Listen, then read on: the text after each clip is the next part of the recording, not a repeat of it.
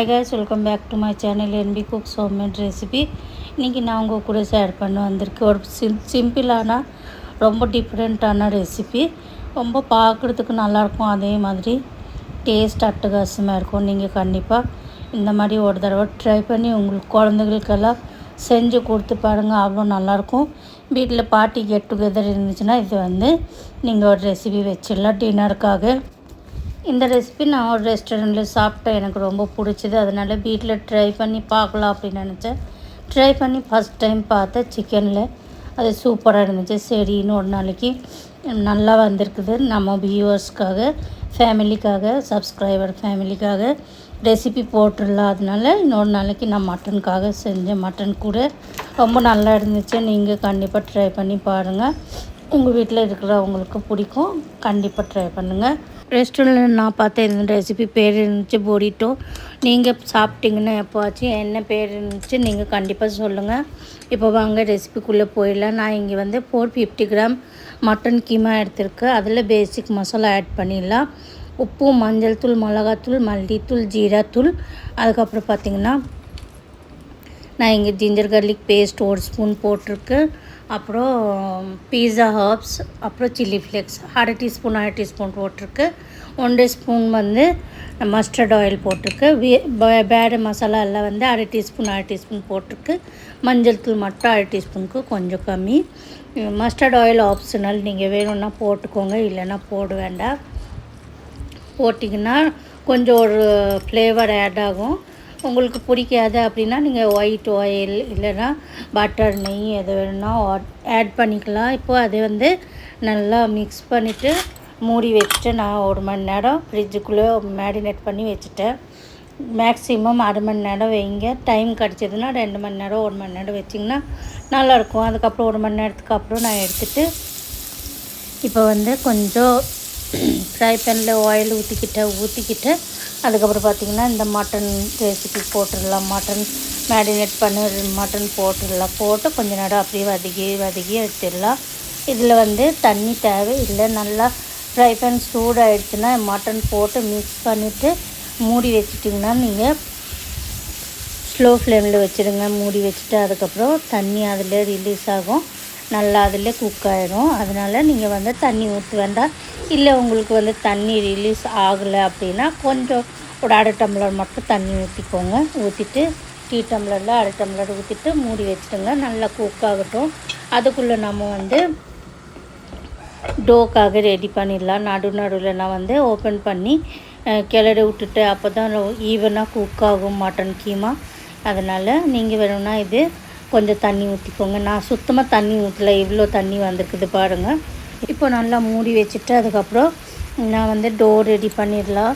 இப்போ தண்ணி வீட்டில் ஸ்லோவில் வேகட்டும், மட்டன் நல்லா வேகட்டும். இப்போ நான் ஒரு கட்டோரியில் ஒரு கிண்ணத்தில் 1 கிண்ணம் மைதா மாவு எடுத்துருக்கேன். அப்புறம் 1/2 கிண்ணம் கோதுமை மாவு 2 மிக்ஸ் பண்ணிடலாம்.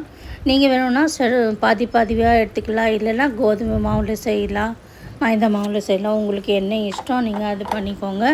நான் கொஞ்சம் 3/4 மிக்ஸ் பண்ணியிருக்கு. அப்போ தான் உங்களுக்கு கொஞ்சம் டேஸ்ட் நல்லாயிருக்கும். பார்க்குறதுக்கு வெள்ளையாக இருக்கும். ஹோட்டல் ரெஸ்டாரண்ட் போல் டேஸ்ட் கிடைக்கும். அதனால் இல்லை உங்களுக்கு கோதுமை மாவு இல்லை, நீங்கள் இது லெஃப்ட் ஓவர் மாவு ரொட்டி, சப்பாத்தி, பரோட்டா கூட செஞ்சு கூட சாப்பிட்டு பாருங்கள், நல்லாயிருக்கும். ஈஸியாக இருக்கும். நீங்கள் வெறும் ஸ்டஃபிங் மட்டும் செஞ்சிட்டிங்கன்னா போதும். மிச்சமாகிடுச்சு எப்போவாச்சும் ரொட்டி, பரோட்டா எல்லாம் எக்ஸ்ட்ரா ஆகிடுச்சுன்னா நீங்கள் இந்த மாதிரி ட்ரை பண்ணி பாருங்கள். சிக்கன், மட்டன் இருந்துச்சுன்னா ட்ரை பண்ணி பாருங்கள். வெஜ்ஜில் கூட நீங்கள் ட்ரை பண்ணி பார்க்கலாம். இப்போ டோ ரெடி பண்ணிவிட்டேன். நான் கொஞ்சம் மாவில் தண்ணி ஊற்றி உப்பு போட்டு நல்லா பிணைஞ்சிட்டு தண்ணி ஊற்றி கொஞ்சம் லைட்டாக ஆயில் ஊற்றிட்டு ரெஸ்ட்டுக்காக வச்சுட்டு அதுக்குள்ளே நம்ம தண்ணி நல்லா ட்ரை ஆகிடுச்சு. ஃப்ரை ஆகிறதுக்கு சவுண்டு வருது. இப்போ கேப்சிகமும் வெங்காயம் போட்டுடலாம். நான் இங்கே மீடியம் சைஸ் 2 வெங்காயம் போட்டிருக்கு. அப்புறம் ஒரு சைஸ் மீடியம் சைஸ் 1 கேப்சிகம் குட்டி குட்டியாக சாப்பிங் பண்ணி அதை ரெடி பண்ணி ஒரு 2 நிமிஷம் மட்டும் வதகுனா போதும். ஜாஸ்தி வதகிறதுக்கு தேவையில்லை, அப்போ க்ரன்ச்சினஸ் போயிடும். இறக்கி வச்சுட்டு கூல் ஆகட்டும். அதுக்குள்ளே நம்ம வந்து ரொட்டி ரெடி பண்ணிடலாம், சப்பாத்தி ரெடி பண்ணிடலாம். நான் இப்போ 2 பண்ண போகிறேன். அதனால் 2க்காக எவ்வளோ பெருசு இது வேணும், டோ வேணும் நீ பிச்சு எடுத்துகிட்டு உங்களுக்கு சைஸ் எந்த மாதிரி வேணும் நீங்கள் அந்த மாதிரி நீங்கள் போட்டுக்கோங்க. பெருசாக சின்னதாக என்ன வேணும்னா எடுத்துக்கோங்க.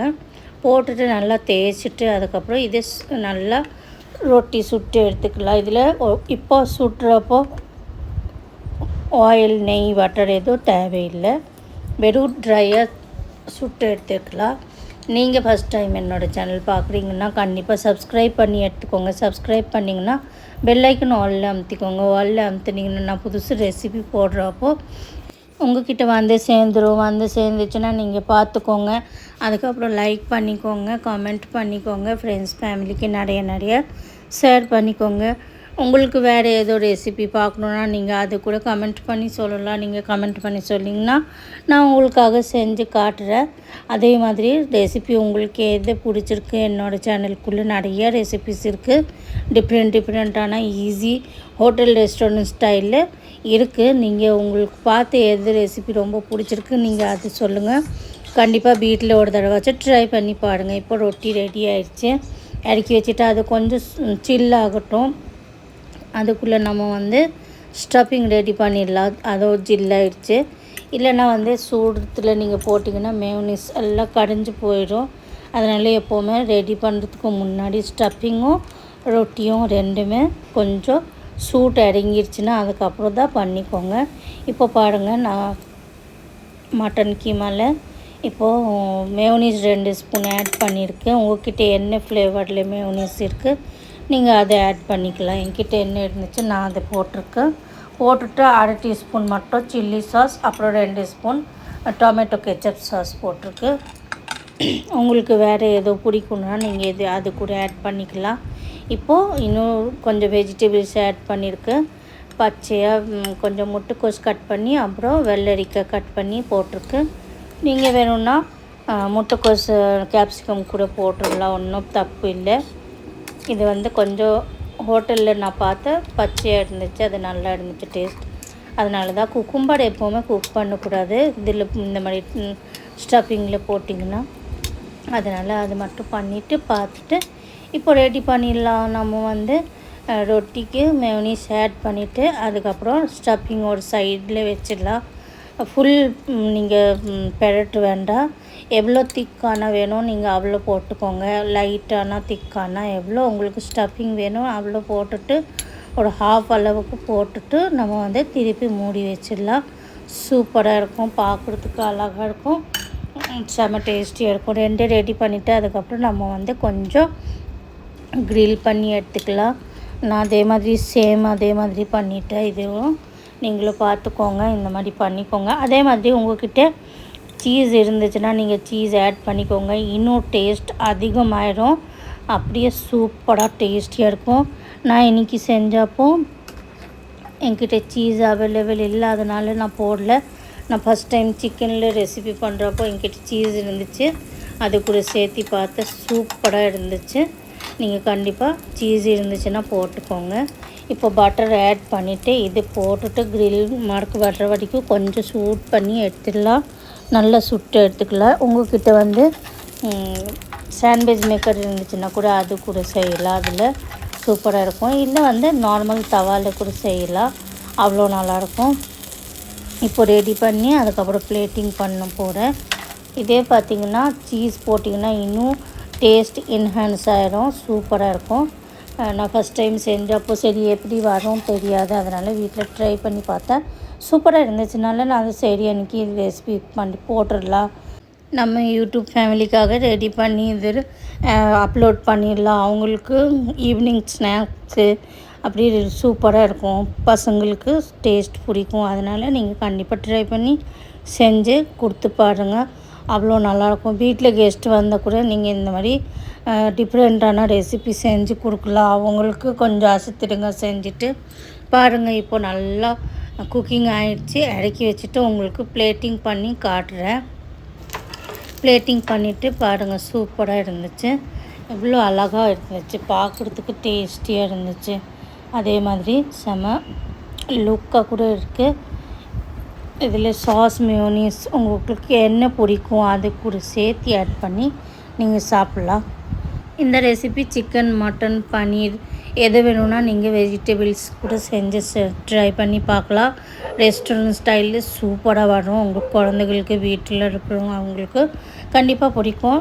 உங்களுக்கு என்னோடய வீடியோ பிடிச்சதுன்னா நீங்கள் கண்டிப்பாக என்னோடய சேனல் சப்ஸ்கிரைப் பண்ணி எடுத்துக்கோங்க. சப்ஸ்கிரைப் பண்ணிங்கன்னா பெல் ஐக்கன் ஆல்ல அமுத்திக்கோங்க. ஆல்ல அமுத்தினீங்கன்னா நான் புதுசு ரெசிபி போடுறப்போ உங்கள்கிட்ட வந்து சேர்ந்துடும். அதுக்கப்புறம் பார்த்துக்கோங்க, லைக் பண்ணிக்கோங்க, கமெண்ட் பண்ணிக்கோங்க, ஃப்ரெண்ட்ஸ் ஃபேமிலிக்கு நிறைய ஷேர் பண்ணிக்கோங்க. தேங்க்யூ ஃபார் வாட்சிங்.